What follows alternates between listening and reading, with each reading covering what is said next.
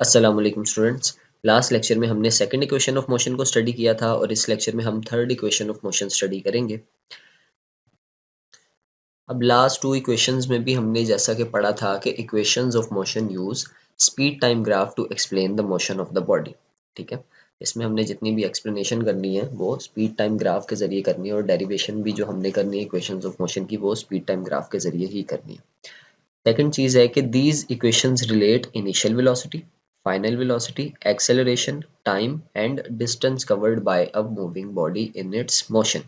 ठीक है, मोशन के दौरान बॉडी की जो इनिशियल वेलोसिटी थी, जो फाइनल वेलोसिटी थी, एक्सेलरेशन कितना था, बॉडी ने कितना टाइम लिया और अपनी मोशन के दौरान बॉडी ने कितना डिस्टेंस कवर किया है, इन सब चीज़ों को हम रिलेट कर सकते हैं by using equations of motion.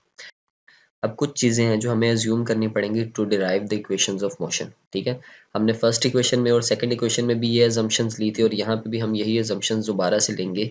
वो दो ये हैं कि a body is moving in a straight line. जिस भी बॉडी को हम डिस्कस कर रहे हैं वो स्ट्रेट लाइन में मूव कर रही है, डायरेक्शन उसकी जो भी हो लाइन स्ट्रेट होनी चाहिए।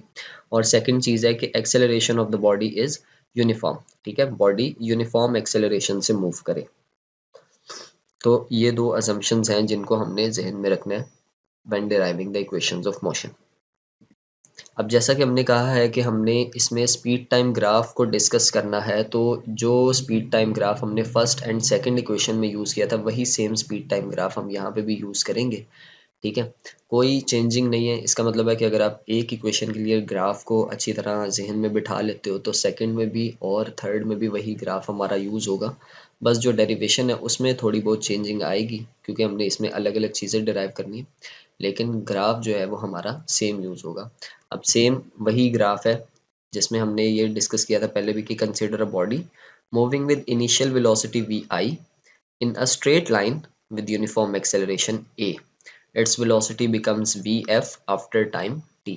अब ग्राफ में क्या हो रहा है कि बॉडी हमारी ज़ीरो वेलोसिटी से स्टार्ट नहीं हो रही बल्कि हमारी बॉडी की कुछ ना कुछ वैल्यू है वेलोसिटी की पहले, जिसको हमने इनिशियल वेलोसिटी का नाम दे दिया। और बॉडी स्ट्रेट लाइन में मूव कर रही है विद एक्सेलरेशन ए। ठीक है, और एक्सेलरेशन जो है वो यूनिफॉर्म है जैसा कि अभी हमने असम्पशन में भी डिस्कस किया। ठीक है, और टी टाइम के बाद इसकी वेलोसिटी वी आई से बढ़कर वी एफ हो जाती है। तो ग्राफ में अगर हम देखें तो बॉडी जब हमारी स्टार्ट हुई है पॉइंट ए से तो उसकी वेलोसिटी थी वी आई, और टी टाइम के बाद यानी कि यहाँ से लेके इधर तक टी टाइम गुजरने में क्या हुआ है कि बॉडी की वेलोसिटी बढ़ते बढ़ते वी आई से वी एफ हो गई है। और क्योंकि बॉडी की वेलोसिटी चेंज हुई है इसका मतलब इसके अंदर एक्सेलरेशन भी होगा, और इस केस में यूनिफॉर्म एक्सेलरेशन है क्योंकि यहाँ पे स्ट्रेट लाइन आ रही है। और स्पीड टाइम ग्राफ का जब हमने टॉपिक डिस्कस किया था तो उसमें हमने कहा था कि when ever the speed time graph shows a straight line it means that the acceleration of the body is uniform. ठीक है, तो यहाँ पे यूनिफॉर्म एक्सेलरेशन होगा और टी टाइम गुजरने के बाद बॉडी की वेलोसिटी वी एफ हो गई है। ठीक है, अब सेकेंड इक्वेशन ऑफ मोशन में हमने कहा था कि area under the speed time graph जो है वो डिस्टेंस को शो करता है। Area under the speed time graph shows the distance covered by the body. ठीक है, तो ये वाला जो एरिया है जो अभी ग्रे शेड आ गया है जिसमें ये इस हमारी ग्राफ की लाइन के नीचे का एरिया है, और ये सारा एरिया ये हमें बताएगा कि बॉडी ने कितना डिस्टेंस कवर किया। ये हमने सेकंड इक्वेशन में भी डिस्कस की थी ये चीज़ कि area under the speed time graph shows the distance covered by the body.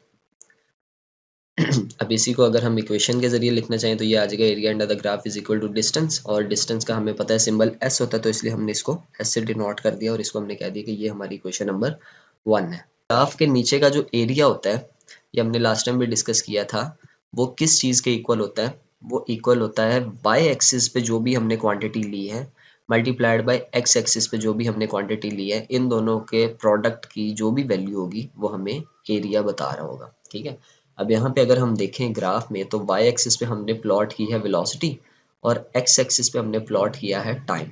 तो ये आ जाएगा area is equal to velocity multiplied by time. और हमने इसी चैप्टर में जो डिस्टेंस वाला टॉपिक है उसके अंदर ये चीज़ पढ़ी थी कि वेलोसिटी मल्टीप्लाइड बाय टाइम जो है वो डिस्टेंस के इक्वल होता है, लिहाजा जो हमारा एरिया है ग्राफ के नीचे का वो भी हमें किस चीज़ की वैल्यू शो कर रहा होगा?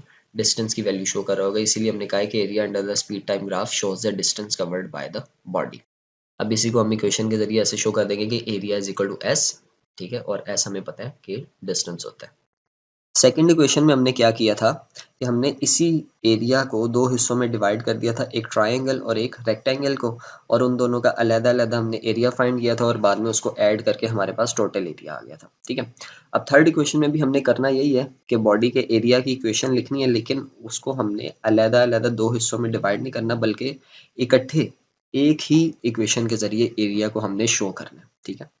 अब बुक में अगर आप देखो तो आपको जो इक्वेशन दी गई है वो ये दी गई है कि total area O A B D, यानी कि ओ ए बी डी, ये जो हमारी शेप बन रही है, इसका जो टोटल एरिया है वो इक्वल होगा एस के। ये ऊपर वाली इक्वेशन में अभी हमने ये डिस्कस किया, और वो इक्वल आ रहा है O A plus B D divided by 2 multiplied by O D, ठीक है। अब बुक में इसकी डेरिवेशन नहीं दी हुई कि ये इक्वेशन कहाँ से आई है कहाँ से नहीं आई, ठीक है। लेकिन अब जो है हम इसको देखेंगे कि ये इक्वेशन एक्चुअल में कैसे बनती है। तो अब अगर हम एरिया की शेप देखें तो वो कुछ इस तरह से आ रही है। अब ना ये स्क्वायर है, ना ये ट्रायंगल है, ना ये रेक्टेंगल है, बल्कि इस शेप को ट्राइपीजियम कहते हैं। तो हम सपोज कर लेते हैं कि हमारे पास इसकी जो दोनों साइड्स हैं उनमें से एक की जो हाइट है वो है 6 और दूसरी की हाइट है 10। एक साइड की हाइट है 6 और दूसरी की हाइट है 10।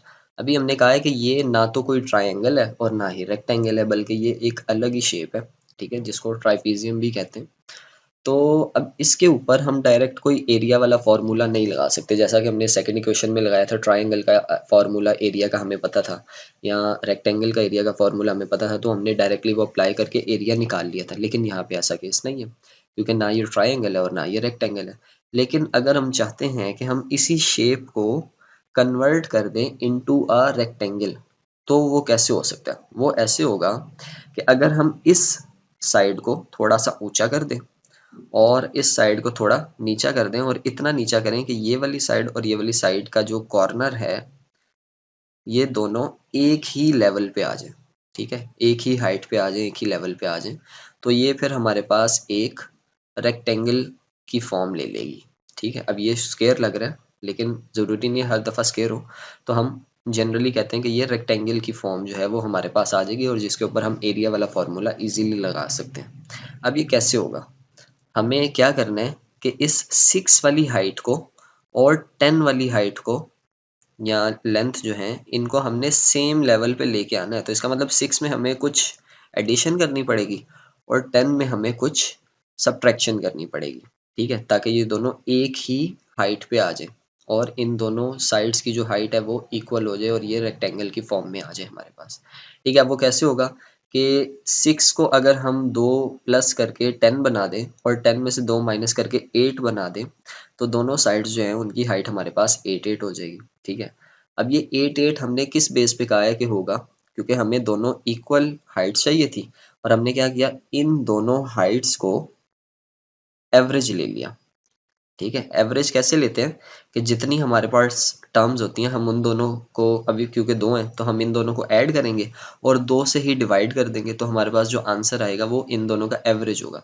अब उतनी ही हाइट अगर इधर हो और उतनी ही हाइट अगर इधर हो तो ये हमारे पास रेक्टेंगल की फॉर्म ले लेगी। यानी कि हमने इन दोनों हाइट्स, जो कि एक छोटी हाइट थी एक बड़ी हाइट थी, इन दोनों की जब एवरेज हाइट ली, तो वो कैसे हुआ कि इस कॉर्नर को थोड़ा अगर हम ऊपर पुश कर दें और इसको थोड़ा नीचे पुश कर दें, तो ये एवरेज हाइट पे अगर हम ले आते हैं तो ये रेक्टेंगल की फॉर्म आ जाएगी। अब इसके ऊपर एरिया का जो फॉर्मूला है वो हम इजीली लगा सकते हैं। कैसे? कि total area O A B D, जो कि डिस्टेंस को शो कर रहा है, वो इक्वल होगा एवरेज हाइट और मल्टीप्लाइड बाय लेंथ। अब लेंथ हमारे पास ये वाली है और एवरेज हाइट अभी हमने जो फाइंड की है वो ये है, ठीक है। तो एवरेज हाइट हमारे पास अगर हम देखें ग्राफ में, तो वो इस हाइट को ओ ए और इस हाइट बी से लेके डी तक, इन दोनों का एवरेज लेके आएगी, यानी कि इन दोनों को ऐड करके और 2 से डिवाइड करके, और जो लेंथ है वो हमारे पास है ओ से लेकर डी तक, ठीक है। तो हमारी इक्वेशन जो है वो बन जाएगी S is equal to, average height कैसे आई, छोटी हाइट यानी कि ओ ए, ठीक है, प्लस बड़ी हाइट क्या है, बी से डी तक, तो O A plus B D divided by 2 multiplied by length, और लेंथ हमारी कहाँ से कहाँ तक है, ओ से लेके डी तक, तो ये हमारी आ जाएगी इक्वेशन एरिया को फाइंड करने के लिए, जो कि अभी हमने ऊपर लिखी थी। तो ये हमने देख लिया कि ये इक्वेशन एक्चुअल में बनती किस तरह से।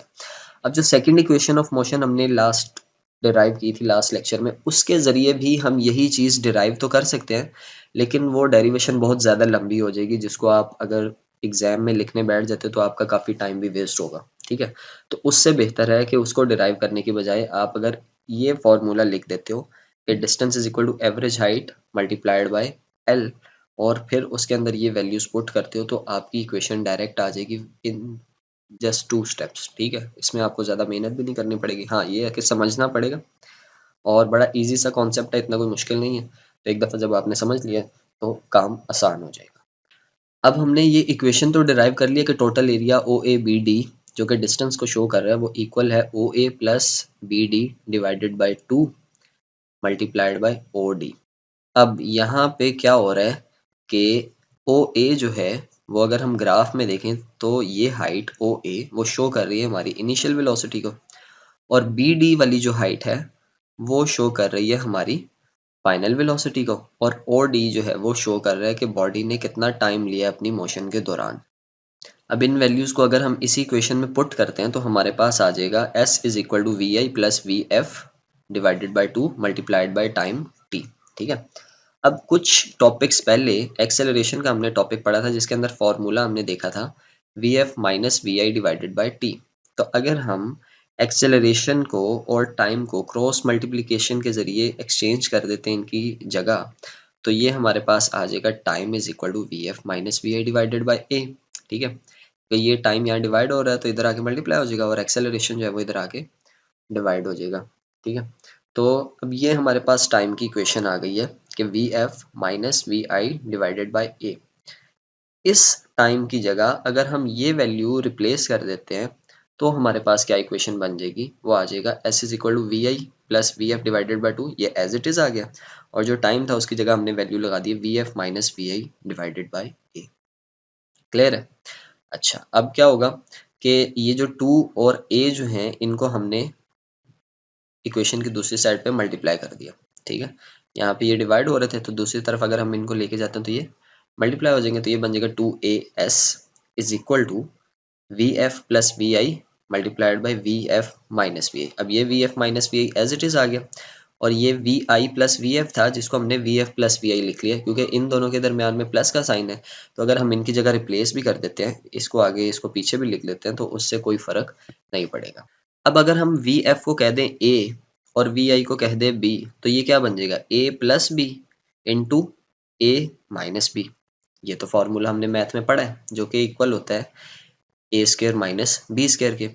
ए plus B into A minus B is equal to A square minus B square. ये मैथ में हमने फॉर्मूला जो है वो पढ़ा हुआ है, और यहाँ पे हमारे पास सेम वही सिचुएशन बन गई है, तो हम इसको ऐसे लिख सकते हैं कि A square minus B square की जगह हमारा आ गया V F square minus V I square, क्योंकि वी एफ को हमने ए कहा था और वी आई को हमने बी कहा था। तो ये आ जाएगा हमारे पास 2as is equal to V F square minus V I square, जो कि है हमारी थर्ड इक्वेशन ऑफ मोशन। तो उम्मीद करता हूँ आपको अच्छे से समझ भी आ गई होगी और वीडियो भी पसंद आई होगी। वीडियो पसंद आई है तो इसको लाइक कर दें, चैनल को भी सब्सक्राइब कर दें अगर अभी तक नहीं किया तो, और बेल आइकन को भी प्रेस कर दें ताकि नेक्स्ट लेक्चर जैसे ही मैं अपलोड करूँ तो आपको सबसे पहले नोटिफिकेशन के ज़रिए मिल जाए। और इसको अपने दोस्तों के साथ भी शेयर करें ताकि वो भी इस वीडियो से फ़ायदा उठा सकें और अच्छे से इस टॉपिक को समझ सकें। मिलते हैं आपसे अगली वीडियो में, तब तक के लिए अल्लाह हाफ़िज़।